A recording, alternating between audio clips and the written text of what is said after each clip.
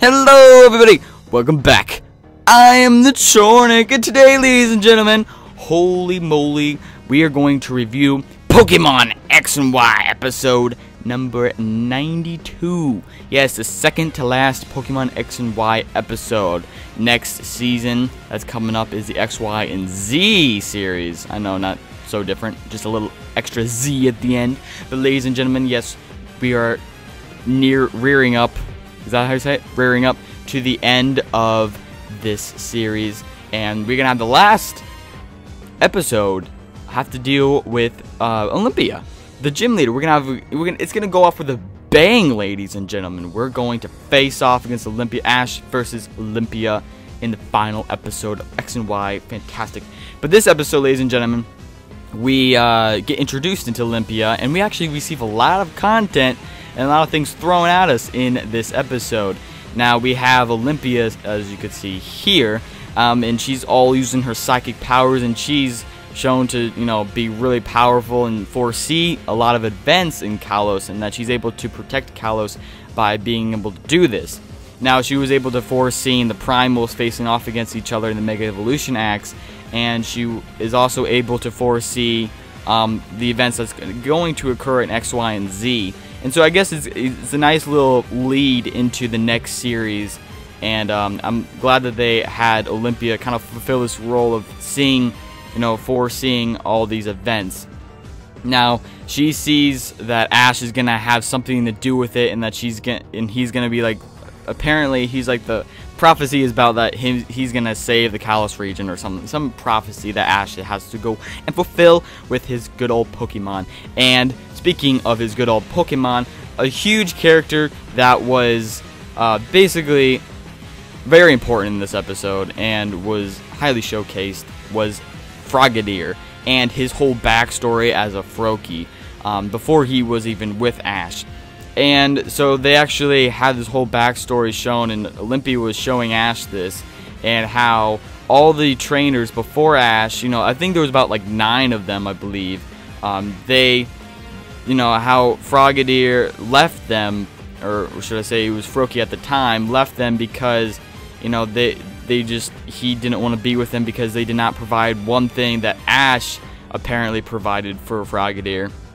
And apparently Olympia said that that was love, and that Ash provided love for Froakie or Frogadier, and Ash provides, all this stuff for his Pokemon that other trainers do not. And that really shows how important, powerful, and strong that, experienced that Ash really is, and how he's so much different from other trainers in the positive, good way, is that he actually gives a lot more love and bonding to his Pokemon than most other trainers could. So I thought that really stood out, and I thought that was amazing. But anyway, we also saw Olympia was, foresighting the other events that Frogadier is going to have, and Olympia was telling Ash that Frogadier is going to become extremely powerful, more powerful than anyone could ever believe and stuff.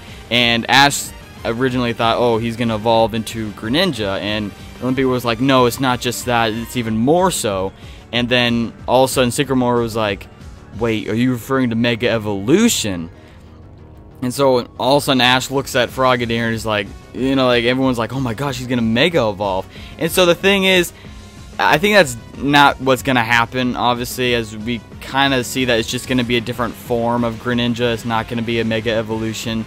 It's just described as a form a Pokemon takes when the bonding between the trainer and Pokemon reaches its limits, and it hasn't happened in several hundred years. So I'm guessing we're gonna push away the side that it's not a Mega Evolution. It's still just, the Ash Greninja, and that's just a different form. So still same thing.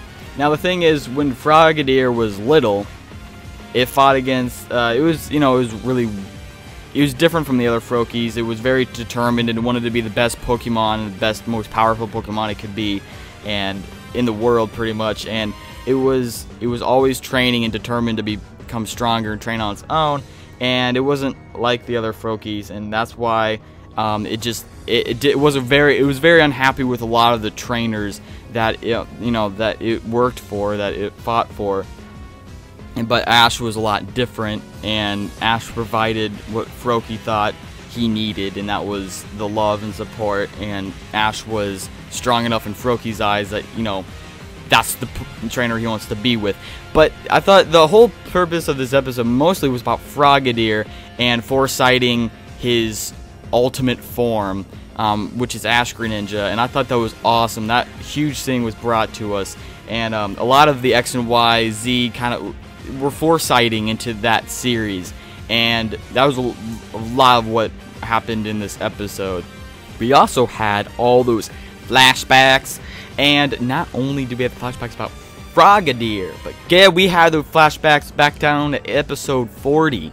Now, from episode 40, down in the little Amore Shipping Canyon, Serena and Ash were talking, and Ash told Serena that you have to find your dream with your Pokemon. And in this episode, Serena brought that same quote back up, and when she was watching Ash and Frogadier having their whole discussion about becoming stronger together and winning the Pokemon League together.